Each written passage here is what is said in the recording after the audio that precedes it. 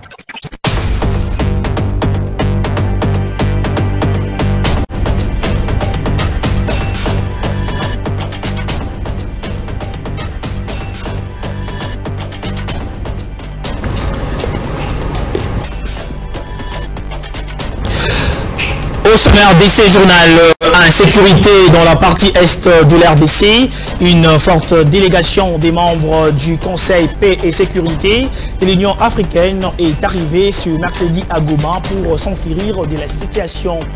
Ensuite, clôture ce mercredi des négociations entre la commission interministérielle du gouvernement et les banques syndicales du secteur de la santé. Un protocole d'accord pour la paix sociale a sanctionné la partie en sport éliminatoire CAN Côte d'Ivoire 2023. Les convoqués de Sébastien Desabre affichent désormais complet. Le mardi 21 mars, ils ont eu la deuxième séance d'entraînement à marge de la double confrontation face à la Mauritanie. Bonsoir à tous et bienvenue dans cette édition du journal.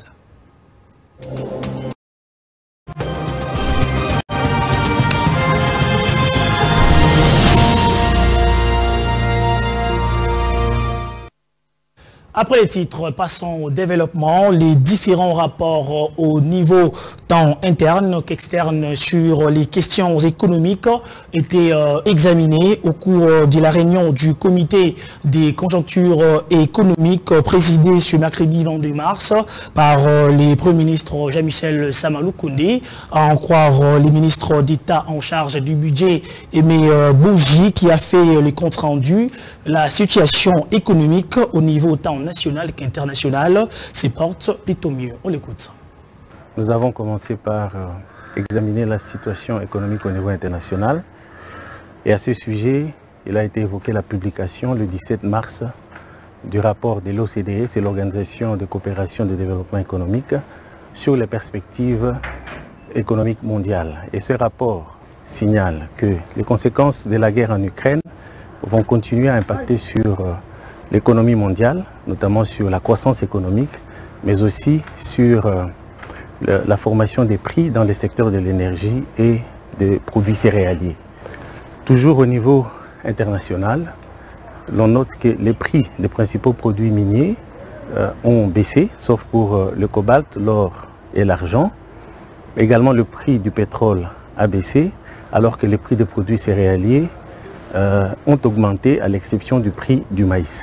Nous avons évalué la situation économique au niveau national. Ce rapport indique que la République démocratique du Congo, l'économie congolaise, a réalisé une croissance de 8,5% en 2022, ce qui place la RDC parmi les meilleurs pays performants en Afrique. Le rapport indique également que la pression fiscale a augmenté de 8% en 2020 à 15% en 2022, ce qui continue à être inférieur au niveau de 20% qui constitue la moyenne des pays d'Afrique subsaharienne. Donc des efforts sont on doit continuer à fournir des efforts dans la mobilisation des recettes et c'est la raison pour laquelle au cours de cette cérémonie de présentation de ce rapport, le ministre des Finances a signé avec les trois régies principales, les régies financières principales, des contrats de performance en vue d'atteindre ou mieux de dépasser les prévisions, les assignations budgétaires pour ces trois régies.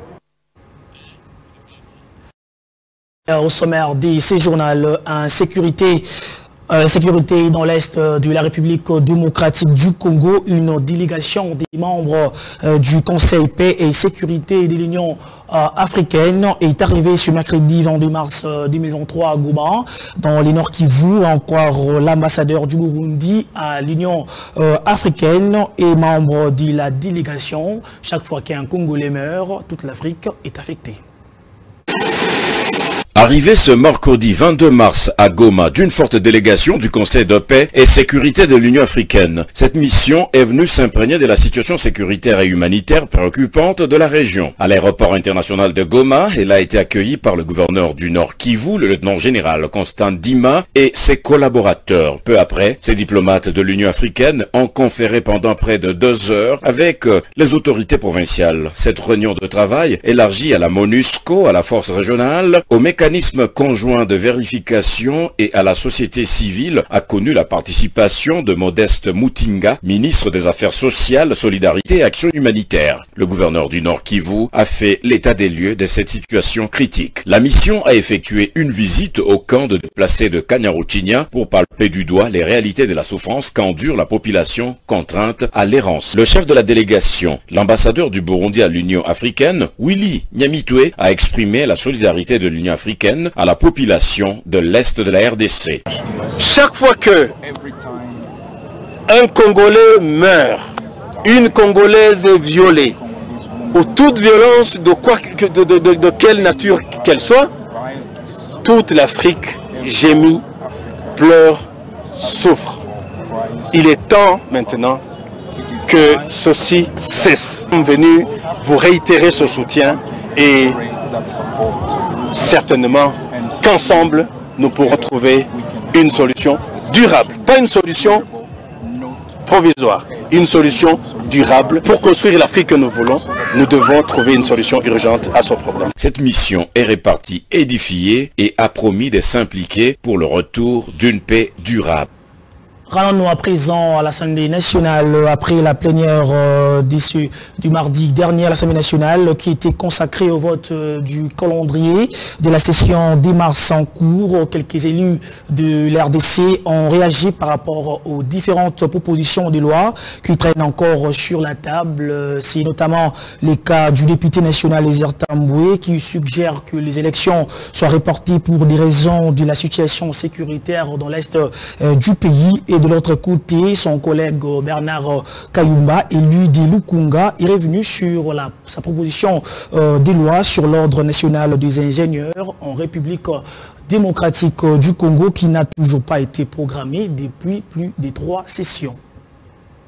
La priorité ne devrait pas être les élections, la priorité devrait être la question sécuritaire. Parce que si on ne fait pas ça, comment on va prendre ceux qui vont rester de l'autre côté? Parce que je l'ai dit, la carte que nous obtenons n'est pas seulement la carte d'électeur, mais aussi la carte d'identité. Dès lors que nous allons oublier, ignorer cette partie de l'Est du pays, c'est-à-dire nous consacrerons la balkanisation. Par conséquent, ce peuple-là ne nous pardonnera jamais du fait qu'on n'a pas compati avec ce peuple pendant les moments les plus difficiles. Dans le passé, il n'y a pas eu des élections sans l'Est, pas du tout. Il y a eu les élections sans Beni, Butembo et Yumbi. C'était les coupeurs de route, ce n'est pas les groupes armés qui avaient sémé les terreurs.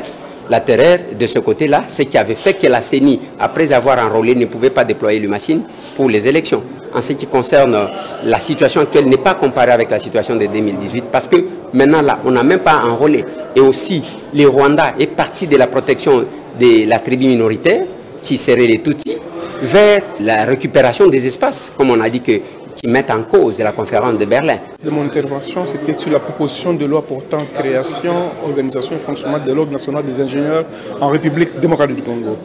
Il s'est fait que ça fait déjà plus de 3 sessions que la dite proposition de loi a été programmée, mais jamais alignée dans une plénière. Raison pour laquelle nous avons intervenu, non seulement il y a eu doublon, mais il devrait y avoir aussi la correction de cette proposition de loi. Et donc nous avons demandé à ce qu'à la plénière puisse annuler la loi sur les bâtiments, en termes de bâtiments de République et maintenir l'ordre national des ingénieurs en République. Nous refusons la redondance des ordres nationaux des ingénieurs parce que ça nous fait perdre du temps au niveau de l'Assemblée nationale. Nous voulons que les ingénieurs aient un seul ordre qui va donc les amener jusqu'à avoir un cadre juridique pour l'accroissement de la qualité des ingénieurs dans notre pays. Restons toujours à l'Assemblée nationale après que la loi sur la congolité n'ait pas été inscrite dans l'ordre du jour de la session des mars. Le député national Ntingi Pouloulou, porteur de cette loi à l'Assemblée nationale, a tout de même remercié ses collègues pour leur détermination à traiter cette loi. Redéposé il y a quelques jours au bureau de l'Assemblée nationale, les projets de loi sur la congolité du candidat malheureux à la présidentielle de 2018, Noël Tchani, n'a pas été inscrit à l'ordre des jours de la session parlementaire de mars. Le député national Ntingi Pouloulou, porteur de cette loi à l'Assemblée nationale à Niamey, remercie ses collègues pour leur détermination à traiter cette loi. La loi sur la nationalité, la loi verrouillant les postes de souveraineté, la loi dite des pères et des mères, n'a pas été inscrite dans les calendriers de cette nouvelle session de mars 2023. J'étais saisi de joie de voir que, avant même que je prenne la parole, les députés nationaux, les élus légitimes du peuple congolais, tous mobilisés comme un seul homme, m'obligeant de réclamer l'alignement de cette loi dans les calendriers. Ici, je vous annonce que demain, je vais déposer l'accusé de réception de cette loi, afin que la loi soit mise en débat à l'Assemblée nationale. Encore une fois, aider les Congolais des pères et des mères, car la présidence de la République leur appartient. Vous autres, contentez-vous des postes qu'on peut vous donner. A noter que la loi sur la congolité ne cesse de faire débat au sein de la classe politique congolaise, à l'instar du parti politique Ensemble pour la République, qui parle d'un plan pour discréditer la candidature de Moïse Katumbi à la présidentielle de décembre 2023.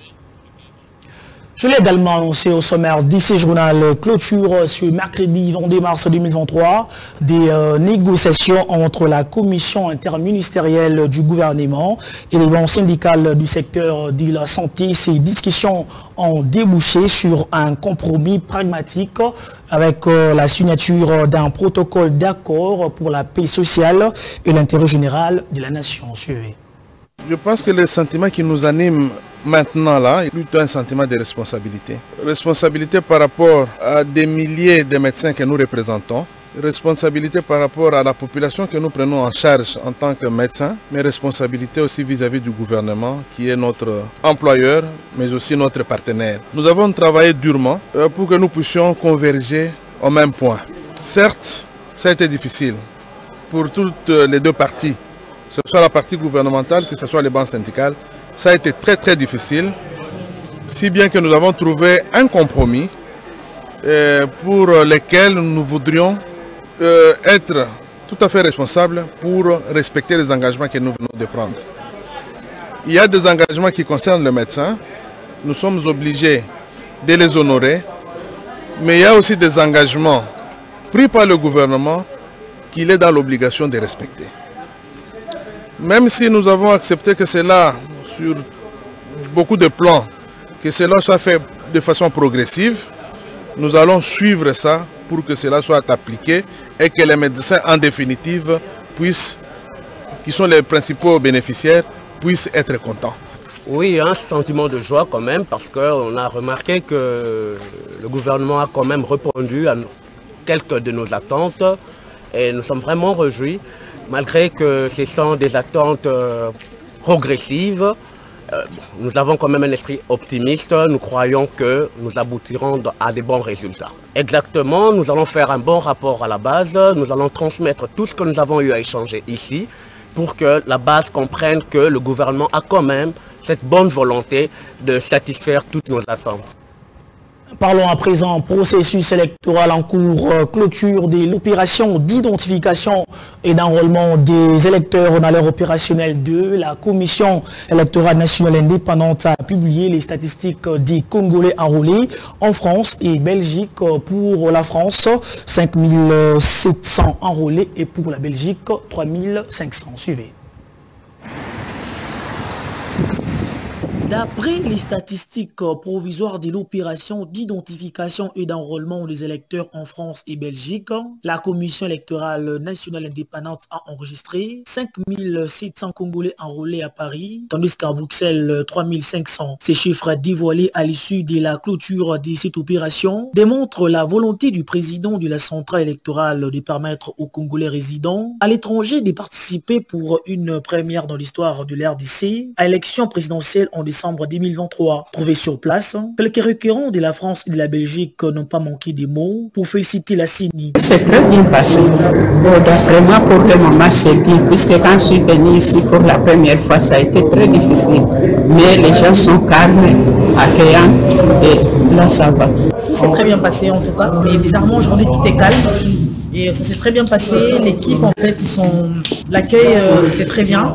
J'ai été très bien reçu. L'équipe était correcte et les timings aussi, pareil. Étant congolaise ou congolais, en tout cas, c'est toujours très important de participer à tout ce qui se passe dans le pays, en tout cas. Et je pense que ce moment-ci est très capital parce que le fait d'avoir la carte d'électeur, en fait, c'est pour les élections. C'est par rapport à notre pays. Et je pense que tout Congolais doit avoir, que ce soit à la diaspora ou au pays, en fait, tout Congolais doit avoir sa carte pour pouvoir voter, en tout cas donner son avis aussi par rapport à tout ce qui se passe. L'identification et l'enrôlement des électeurs qui avaient débuté pour l'ère opérationnelle 2, les 24 janvier 2023 pour se clôturer un mois plus tard, selon les calendriers établis au préalable, a connu d'abord 10 jours de rallonge, puis 15 autres ont été ajoutés.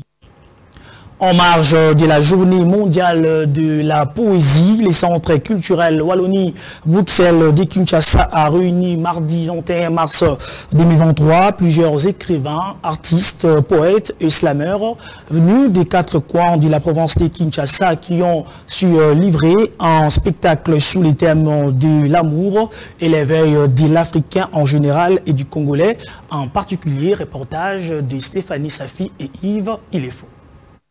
Poètes, slameurs, écrivains, tous se sont donné rendez-vous ici au centre Wallonie-Bruxelles de Kinshasa pour célébrer la journée internationale de la poésie. Après le mot d'ouverture, s'en est suivi les prestations des différents artistes. Tous ont exploité la thématique de l'amour et celle de l'éveil de la conscience, mettant l'accent sur ce qui sévit dans l'est du pays. Une contrée en voie de disparition, l'Itourie, Kinshasa, petit yeux qui à l'est. Femme, force, pas besoin de bombes de torse, elle porte la chaleur de l'Afrique pour son os. Femme, déesse, mais sans graisse aux fesses, c'est une vraie lionne que la déesse ne saura engloutir. On pouvait lire sur le visage du public les émotions durant le spectacle. Émerveillés, ils n'ont pas manqué de placer un mot. Il y a une certaine variation qu'il y avait par rapport au thème. Il y avait, la femme était comme au centre. J'ai vu par exemple Hervé que je connais bien. Aujourd'hui j'ai été surpris de le voir. Il était aussi plus scénique. Un poète, c'est comme un professeur, comme un médecin qui soigne. Et je dirais, si aux personnes qui soignent, si aux personnes qui enseignent, on donnait une fleur à un poète, il faudrait donner un bouquet. Branche de la littérature très ancienne, aux formes variées, écrite généralement en vers, mais aussi en prose, suivant un rythme donné. La poésie favorise l'expression dans toutes ses formes, ce qui explique même sa corrélation avec d'autres, la musique, la danse, le cinéma ou encore le théâtre. En sport, les léopards de la République démocratique du Congo poursuivent leur séance d'entraînement sous la supervision du sélectionneur français Sébastien Desabre. Après les rassemblements total de tous les convoqués, les fauves congolais se préparent suffisamment pour la double confrontation contre la Mauritanie, prévue ce vendredi 24 mars au stade Tout-Puissant Mazembe de Lubumbashi. Plus des détails avec Péniel Moutou. C'est depuis lundi 20 mars que les léopards de la République démocratique du Congo ont entamé leur rassemblement en vue de la double confrontation face à la Mauritanie pour les éliminatoires de la CAN Côte d'Ivoire 2023. Mardi 21 mars a marqué la deuxième séance d'entraînement ici au stade du Tout-Puissant Mazembe de Lubumbashi. Faites l'exercice là-bas. Okay. C'est bon.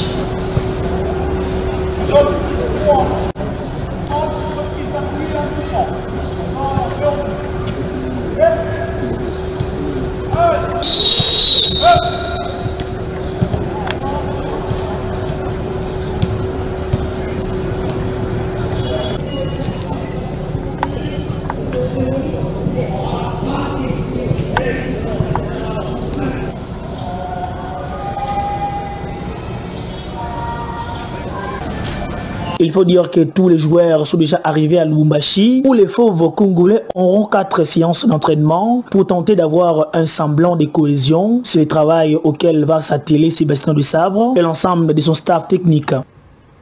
Vous l'avez certainement deviné, nous sommes arrivés à la fin de cette édition du journal, mais avant cela, je vous rappelle les principaux titres. Au sommaire de ces journaux, en sécurité dans la partie est de la République démocratique du Congo, une forte délégation des membres du Conseil paix et sécurité de l'Union africaine est arrivée ce mercredi à Goma pour s'enquérir de la situation. Clôture ce mercredi des négociations entre la commission interministérielle du gouvernement et les banques syndicales du secteur de la santé. Un protocole d'accord pour la paix sociale a sanctionné la partie en sport éliminatoire CAN Côte d'Ivoire 2023.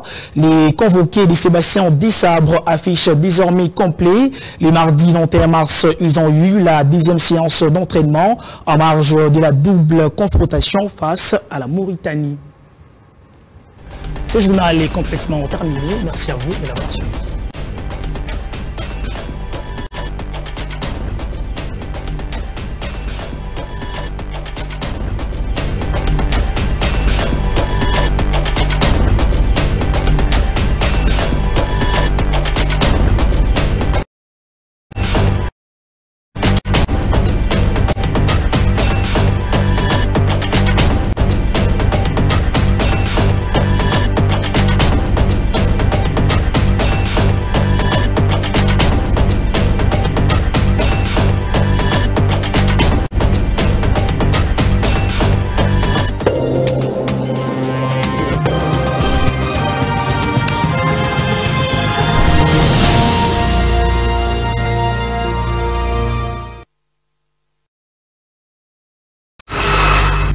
Merci de suivre les pas